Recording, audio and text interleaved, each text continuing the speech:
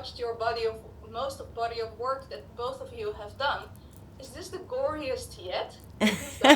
I think definitely for me it's the goriest, bloodiest, the most. I would say yes for sure.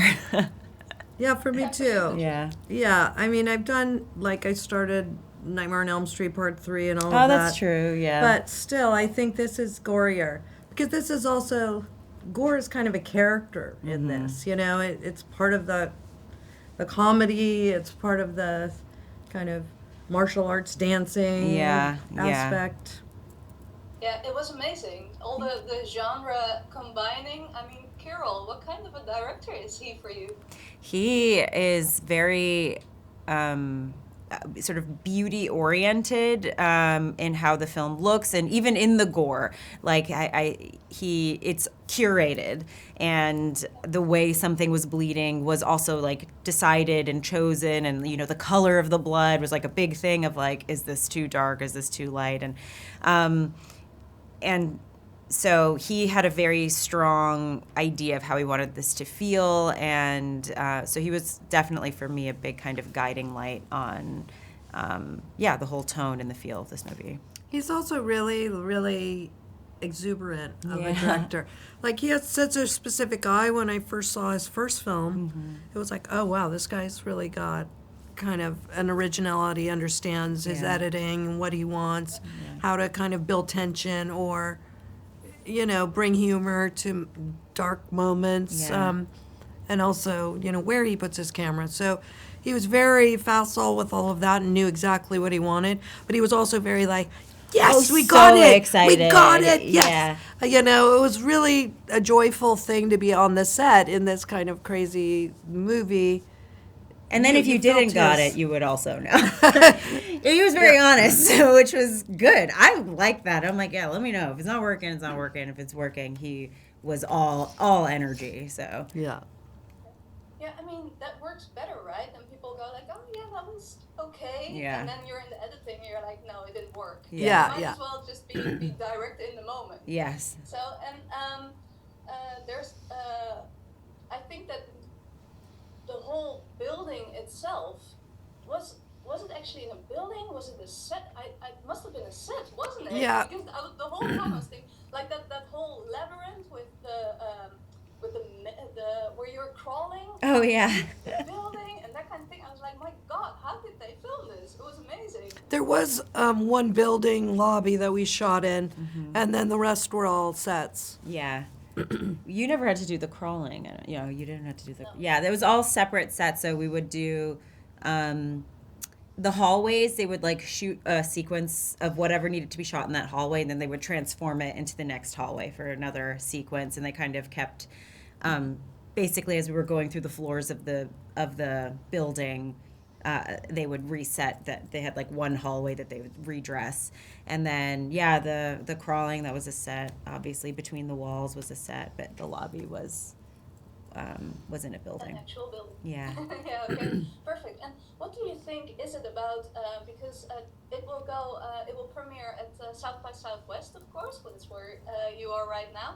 What is it about watching a horror movie or an action comedy, black comedy, with an audience? I saw Boyhood first with an audience, and I thought this is a really good movie to see for the first time with an audience. And I've never seen something for the first time with an audience, because I'm always afraid I'm going to have like a meltdown, and I'm like, I need to do that privately. But that makes sense, But with this, my agent and manager saw it, and they were like, "Wow, it's such a good movie." So I was like, I'm just gonna watch it with the audience. Yeah. It's a good one, I think, to watch with an audience. I think, especially something like this, I think does shine with the screams, the reactions, and also it's a comedy, so there's a lot of, I think, hopefully people are gonna laugh, and I think something like that is always enhanced by a group experience, and I'm like, come on, let's keep the theaters in business, and I'm excited. I hope people see it in theaters. I think that'll be the best experience. Also with the screen, because like I said earlier, Kirill is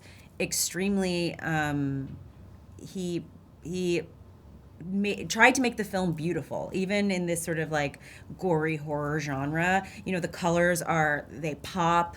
There's like pinks and greens and blues, a lot of jewel tones. So I think on a big screen, it'll just sing even more. And I think people really want communal experiences right now. Yeah. And to share like an experience of seeing something, learning something, being in on something. And I think young people really need that. So we need to go back to the movie theater, and this is a fun kind of a movie to do that. Well, I saw it this morning all by myself. Unfortunately, I laughed out loud, so I can't good. To see it with an audience, you know. So there's also this theme of we see a rise in the theme of rich people, if you will. Like we have Parasite, but we have Infinity Pool, Triangle of Sadness. I think this really goes on that theme. Why is that an interesting theme, you think? Well, we are seeing that sort of debauchery of the extreme wealthy class. You see it all over the Epstein files. Mm-hmm. The lack of regard that other people become objects, objectified for whatever they need. Mm-hmm. And they seem to have a total moral, ethical, and emotional disconnect from the impact that their choices make on other people. And we're seeing that economically, we're seeing that in many, many ways. So I think this is a heightened comedic version, supernatural kind of version of that, but I think it echoes through reality. I agree. I feel like also as the wealth disparity sort of is increasing, that gap between the, sort of like top 1% and everyone else, and people really feeling that difference, I think it is important to talk about, even in the context of a film like this, but to sort of just like continue that conversation. And people are experiencing it right now. I think it's all over our politics and always has been, but I would say especially right now, the discussion of wealth and who has it is relevant. Definitely. Mm-hmm. And one conversation I would also like to keep going, because we see a lot of stunts in this film, I think, and I want to know how much of it was yourself and how much of it would you say was the amazing stunt people that I'm sure were there as well. Yeah, for me, I did most of it. There are some specialized things like air flips or big sort of tosses on a table, or that I had an amazing stunt double, Kiki, who jumped in for me a lot, and she, the whole team honestly was just really supportive, really patient, really great with teaching everything and adjusting on set, because there was a lot of adjusting that I feel like we had to do. Mm-hmm. And a lot of the extra fighters, or a lot of them they're all stunt people who are doing that with us. And the big fight scene at the end you and I have I did a lot, because there was a whole contraption involved. We did a lot of that with a stunt double as well. But I did a lot of it. I did as much as I could. I wanted to do as much as I could. But the stunt team, unbelievable.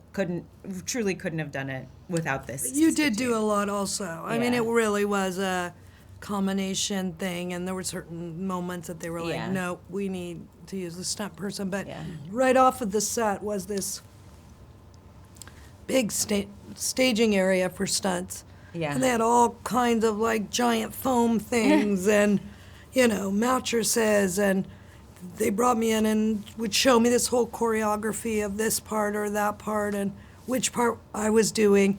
And Kirill made also a stop kind of a animation. No, it was shot. So he cut it already together with the stunt people, like, you're doing this part, they're going to do this part, then you're doing this part, then I need this shot.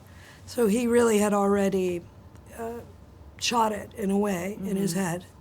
Kirill had the most intricate storyboards that I'd ever seen, and he also loved showing them to people. He'd be like, "Do you want to see them?" Because he'd every frame of this film he had already like drawn out, planned out, knew sort of the direction he wanted to take it, and including the fights. He like really described them in the script, and we stuck to it a lot in what the choreography ended up being. Well, it was amazing. So it's Thank you. and Yay. on for the Oscar for stunts. Wow! Yay. Thank you.